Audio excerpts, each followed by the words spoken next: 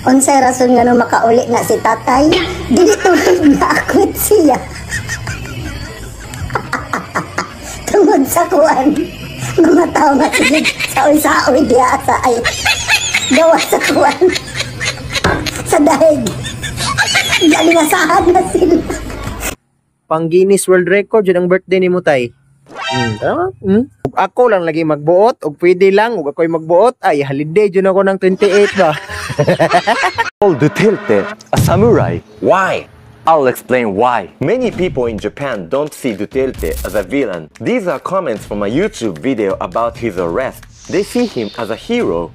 Some even call him a samurai. In Japan, samurai is more than just a warrior. Samurai is someone who sacrifices himself for the people. Maybe that's why some people use that word for Duterte.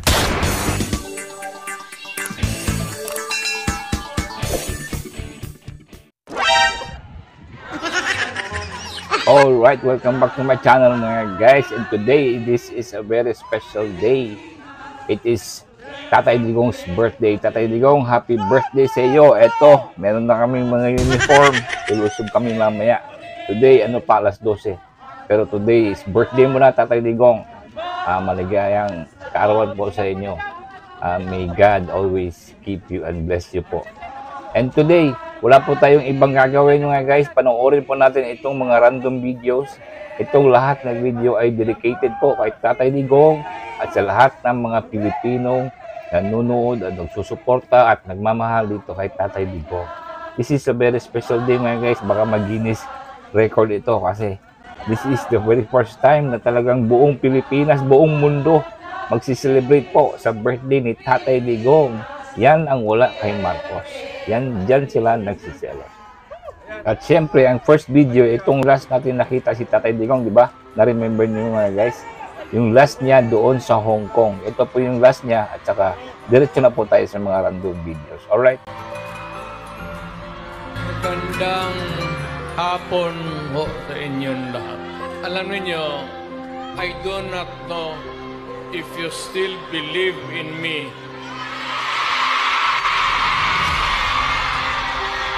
Nakatingin ako sa inyo, dapat magkita-kita tayo doon sa ating bayan. Kaya lang sa sitwasyon natin ngayon, kailangan talaga punta tayo sa ibang bayan maghanap buhay. Pero sa akin, the fact that malayo kayo sa pamilya ninyo, dama ko yung lungkot at alam ko yan kasi ganon rin ako noon. Kaya OFW, magkikinig ako, OFW, mabuhay kayong lahat.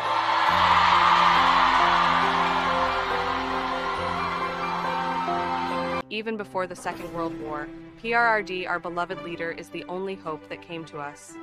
He made our country more safer than ever in his term as president. If you continue to take him away from us, then you're on the wrong side on what we all believe is human rights, which right now is tainted with the darkest political color in our country.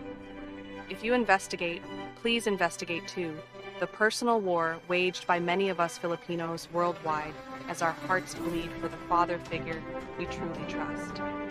He is Tatay Digong to each and every one of us.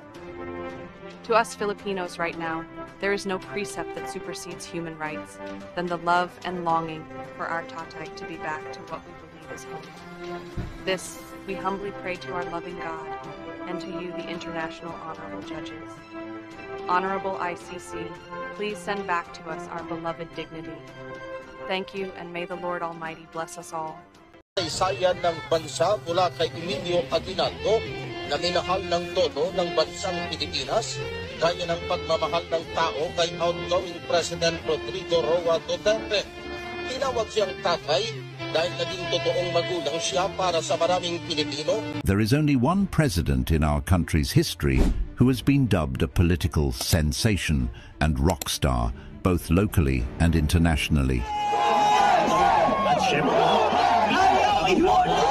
During his presidency, Rodrigo Roa Duterte met with various international superstars from the realms of entertainment, sports, and business.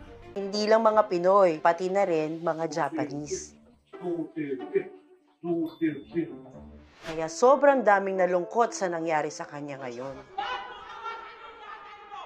So, ito yung top 3 reason kung bakit paborito ng mga Japanese si Duterte. Number 1 reason, strong leadership at may kamay na bakal. Dito sa Japan, highly respected ang mga leaders na decisive at firm. At kilala si Duterte sa kanyang tapang at malasakit na style of governance, lalo na sa law enforcement at war on drugs. My campaign against drug will not stop until the end of my term. Para sa maraming Japanese, ang ganitong klase ng leader ay isang bagay na hinahangaan. Number 2 reason ay matibay na Philippine-Japan relation dahil sa naging golden age ng relasyon ng dalawang bansa. Noong 2017, nagkaroon ng multi-billion dollar assistance ang Japan para sa infrastructure project sa Pilipinas, kabilang ang MRT-3 rehabilitation at flood control programs. Number 3 ay close sa mga Japanese leaders si Duterte. Isa sa pinaka-iconic moment ni Duterte dito sa Japan ay ang special ban niya kay Prime Minister Shinzo Abe. Alam mo ba ang Prime Minister mismo ay bumisita sa bahay ni Duterte sa Davao? Isang bihirang gesture ito para sa isang Japanese leader. His willingness to endure hardships alongside his people is what makes a leader truly stand out. The skies darkened over Fort del Pilar in Baguio City in the morning of May 16, 2019, as rain poured relentlessly, but one man stood firm, drenched and soaking wet. Then President Rodrigo Roa Duterte refused to use an umbrella while trooping the line or leave the stage to shake hands with each of the 261 graduating cadets of the Philippine Military Academy. He remained steadfast, standing alongside the young officers as a show of sympathy and solidarity. No leader abandons his troops in the rain, he said. He was even captured on camera, giving his watch to one of the cadets. His gesture was met with admiration, with many praising his dedication, toughness and generosity, while others expressed concern for his health because he was 76 years old at that time.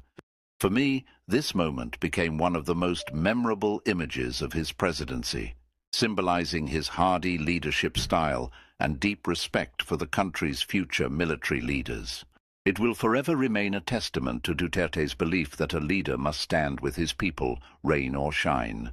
In our country's history has personally met with 3 of the most powerful men on the planet within their first 150 days in office. In October 2016, President Rodrigo Roa Duterte made a state visit to China, where he met with President Xi Jinping for the very first time to discuss economic and diplomatic relations. In November 2016, during the APEC summit in Lima, Peru, President Duterte held his first meeting with Russian President Vladimir Putin.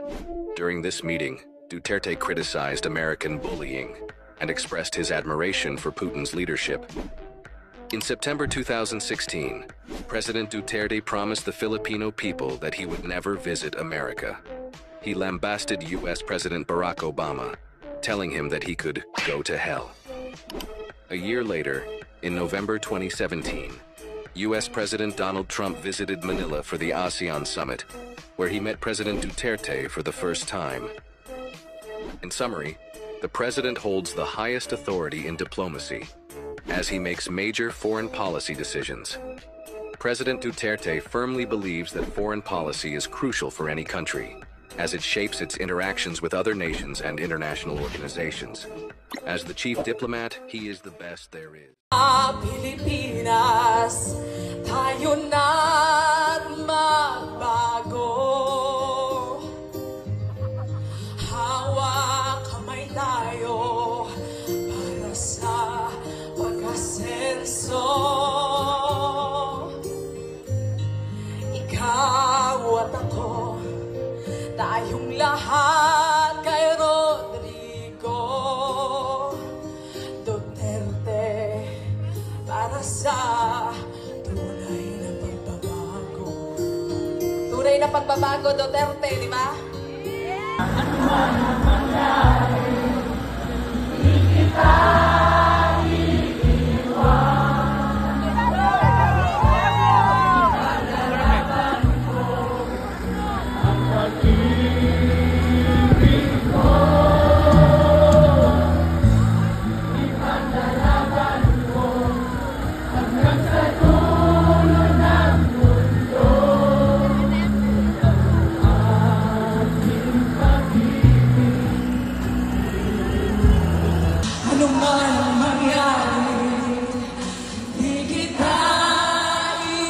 iiwan. We love you, Tay. Ipaglalaban ko ang pag-ibig mo.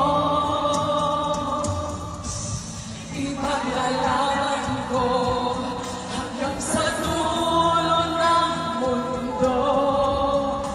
Ang aming pag-ibig.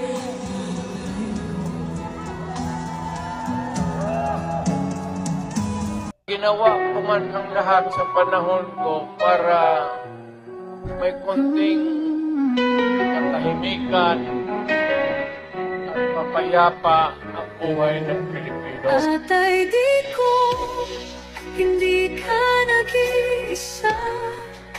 Milyon-milyong puso ang kasama.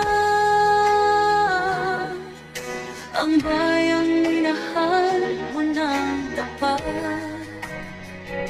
hindi kailanman lilimit sa iyong hirap. Tatay, di ko, hindi ka nag-iisa. Milyon-milyong puso ang kasama. Ang bayang Ayan, happy birthday Tatay Diggs. Grabe ka Tatay Diggs, ang lakas mo talaga. Ang tindi mo, ang lupit niyo po na Pangulo. Rockstar na rockstar po kayo. Grabe ang mga tao nag-celebrate ngayong araw para sa birthday niyo po. Panalo po kayo. Talagang palakpakan kami sa inyo Tatay Diggs. Ibang klase ka talaga. Ibang klaseng leader ito. No? Ito matatawag na talaga natin na isang hero. Isa ka pong hero. Talagang pinukaw mo ang Pilipino. Kaya nga ito is parang really, it happens for a reason. Everything happens for a reason. And this is the reason. Para pukawin ang mga puso ng bawat Pilipino saan mang sulok sa mundo. Pukawin at talagang gisingin at i-remind na tayo po ay Pilipino. Dapat tayong matatag, dapat tayong magkaisa.